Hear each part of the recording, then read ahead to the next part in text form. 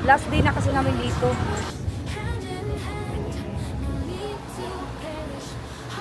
Kung saan may mga Filipino restaurant pa. Thank you. Yun nga lang, malaki yung portion niya. So,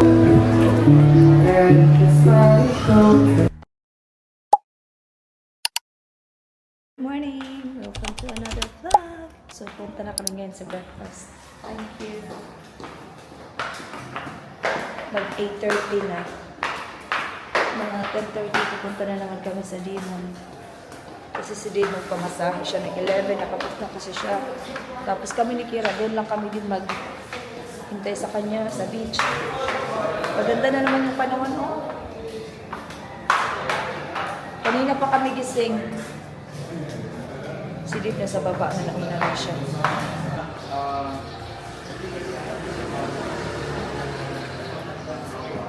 Thank you. Yan, no?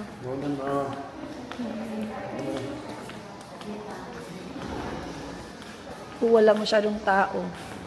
Kasi kanina pa siguro.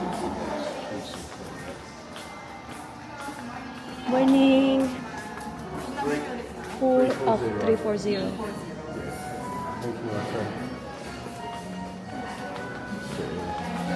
Just there. Closer. Here, Baba. Or there? Huh? Love here.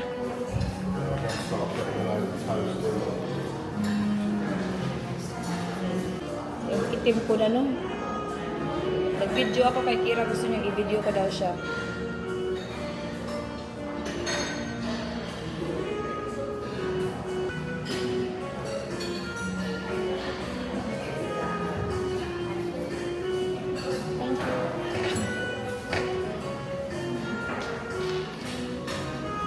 Paitin pa ako mamaya.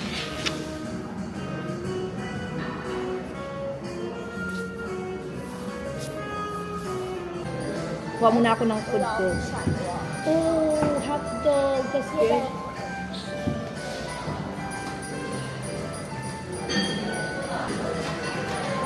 Mommy, how do I stand this up? Well, I don't know, but I will get a glass. With water in it.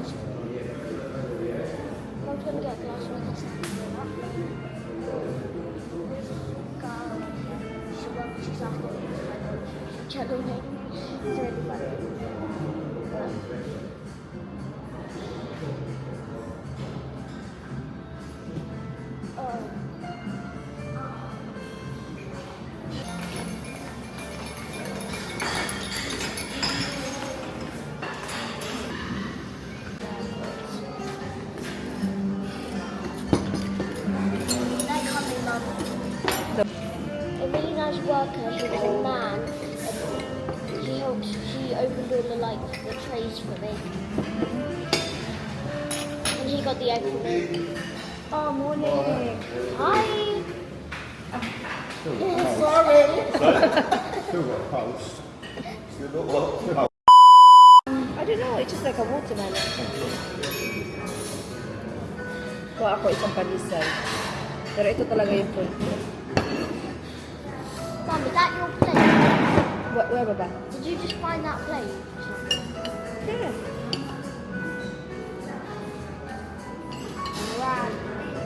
Ran. Did you get any hot dogs? I don't like that. No, Mum, they're amazing. Yeah, but it's pork.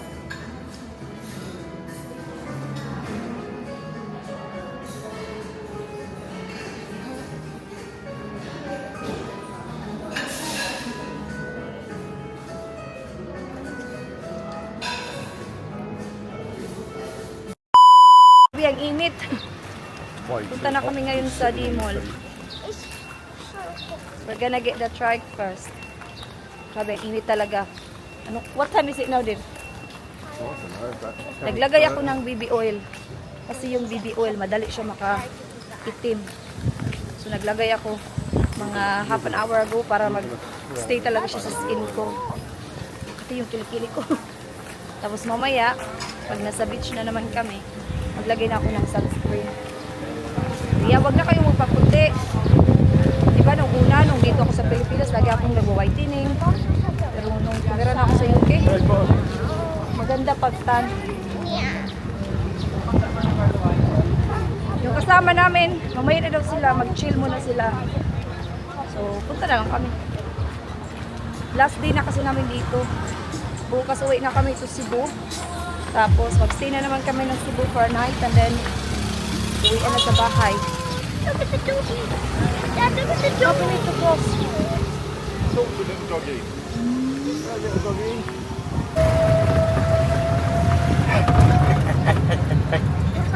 You biting your mama?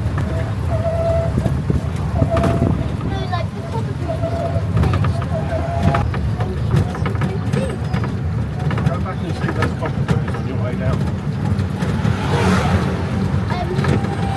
Is it like, wait, did the dog stay in that cafe?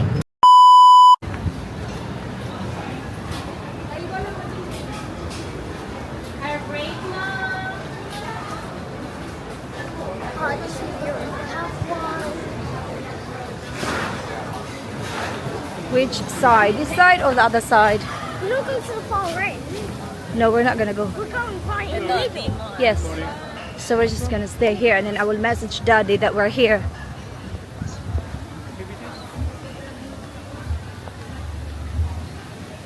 I hate that bit. Panig muna, ma'am. Unang lab na po, ma'am. Mag-agapan na po, ma'am. Para makaupo kayo, ma'am. Magkano yan kuya? Unang lab na po, mag-agapan na po. Nag-rent kami ni Kira ng ito ba, banig. 100 pesos lang naman siya. So dyan kami kumain kagabi, dito lang kami sa harap. So nag-message ako kay Did na nandito lang kami. This one's not going to work. 30 minutes lang naman yun siya magpamassage. Yeah?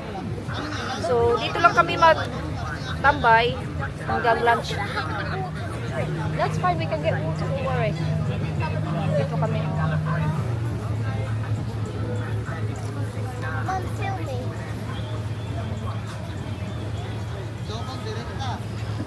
So nagdala lang kami ng towel, mga sunscreen. Buti na lang si Kuya lumapit. Sabi niya mag-rent daw kayo ng ito nga, 100 pesos. Hanggang mamaya na siya, hanggang all day na siya. Lagay ko muna kayo dyan. Mom, see, water's done. Okay. Kira? Realize. Nilagyan ko si Kira ng sunscreen kasi grabe yung init. Summer na ngayon. Nung dumating kasi kami, maulan. Ngayon okay na. Kira, that's the lid. Ito yung BB oil, oh. Nagpabili ako kay Dib kanina. Mommy, I need to go collect some water. Okay.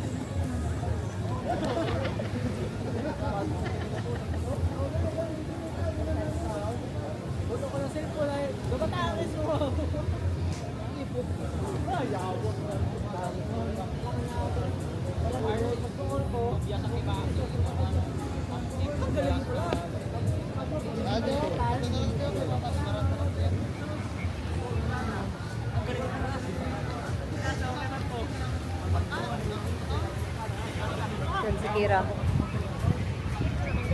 Katabi namin yung Boracay sign.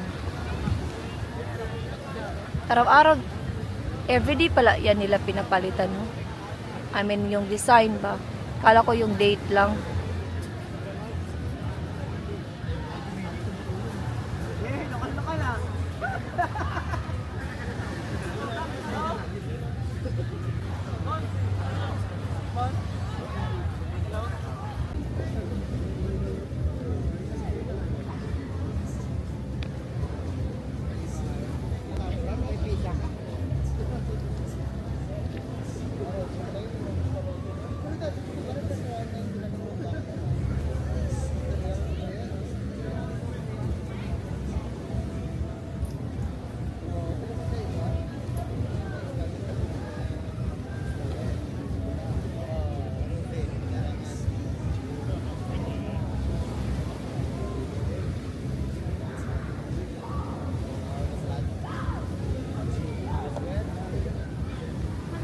Yay! Gumawa kami ng castle.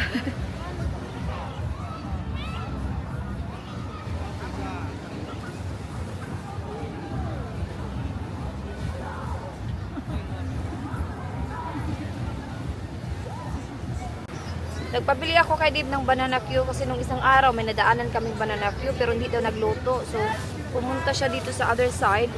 So, may nakita siya. Binigay ko kay kila kuya yung dalawa kasi magdami namang binili ni Dave. Mayroon, okay lang kuya, thank you. So, bumili siya ng tatlong kamuti Q, which is di ko naman ito maubos. Tapos tatlong banana Q. So, binigay ko na lang doon kila kuya kasi marami. Hindi ko ito maubos. Uy. Tatlo yung binili. Sabi ko nga kay bakit ang dami? So baka ibigay ko na lang to kay Casey. Hindi kasi sila sumama. Natulog ata sila. So dalhin ko na lang yan sa hotel. Bigay ko kay Casey. So si Dave at saka si Kira nandun sa Jollibee. May Jollibee kasi dito lang banda. Tapos back to hotel na kami kasi gusto na ni Kira umuwi. Tapos mag-swimming. Tapos mag-nap siya. Para mamayang gabi, babalik na naman kami dito para mag-dinner. Tapos bukas, yung flight namin is alas 12 ata. So, kailangan naming umalis from hotel ng mga 9. Sabi ni Dave, mga 9 daw. So, yeah. Then tomorrow, mag-stay na naman kami ng Cebu one night. Diba nasabi ko na yun kanina? So, anyway, ano muna ako, mag-ayos dito para uwi na kami. Dito kami sa, so mag-paint si Kira. Kita ko, dito lang din to sa, kung saan kami nag-stay kanina ba, lakad lang ng konti. 350 pesos. So, mag-paint na siya.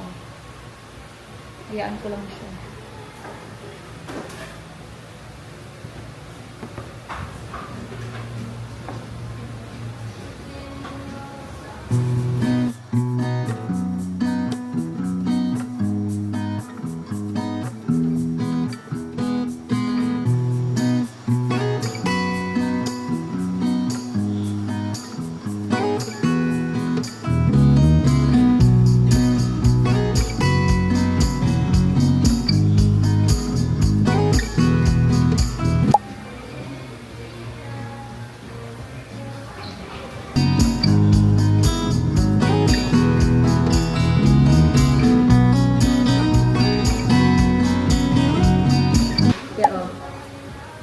Try control ulit.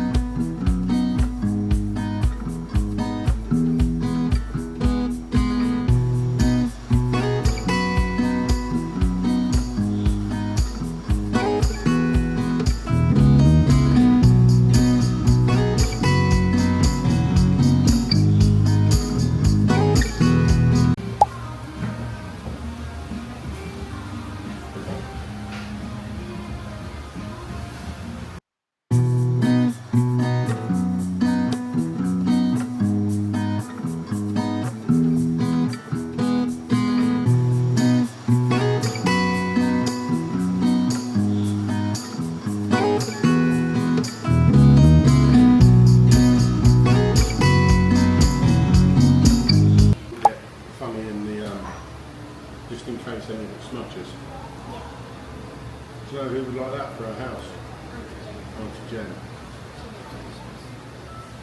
Really clever the way they've done something. Look. We'll rub it off. I'll paint over it. There's your drawing is set. This is pink. And this is pink. Tapos na, balikan na lang namin mamayang gabi para mag-dry siya. How was it, Bob? Amazing. Good. So, dinner time na. So, nandito kami sa... Ano pangalan? Subo? Subo yung pangalan. I get watermelon.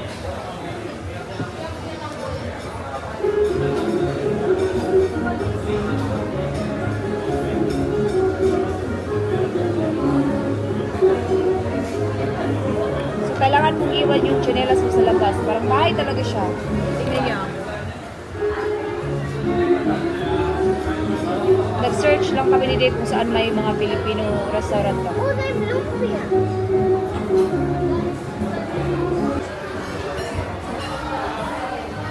Para sila na order. Thank you. Nag-vlog po si Kira. Uy, yan yung order namin. Bilalo. Mayroon pang adobo kasi gusto ni Kira yan.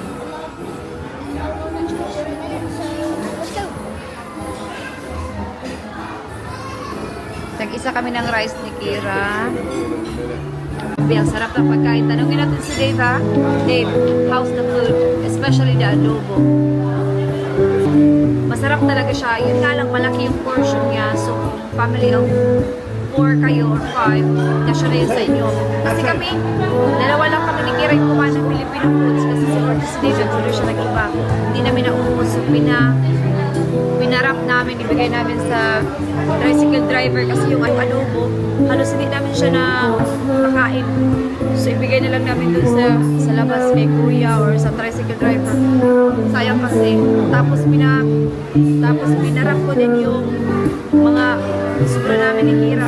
Ibigay namin sa aso sa labas. Ibigay namin sa aso sa labas.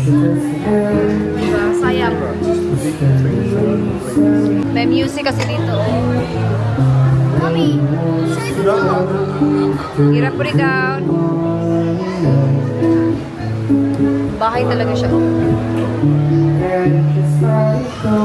May music dyan kasi nandyan si kuya. So, dinner time na. So, nandito kami Oh, sa watermelon, can I have watermelon, can I have watermelon? Filipino restaurant. Ano pangalan? Subo? Subo yung pangalan.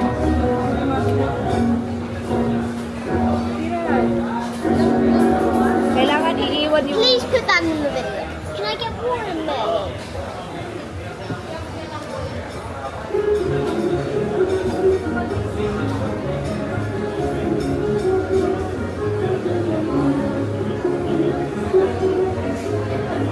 So, kailangan mong iwan yung tsinelas mo sa labas. Parang bahay talaga siya.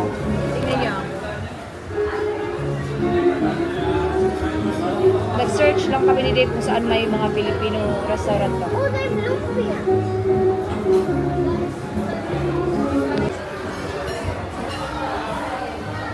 Para sila na order. Thank you.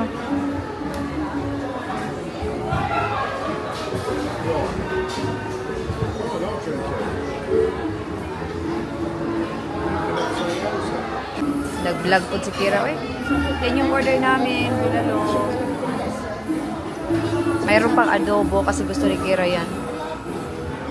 Let's go.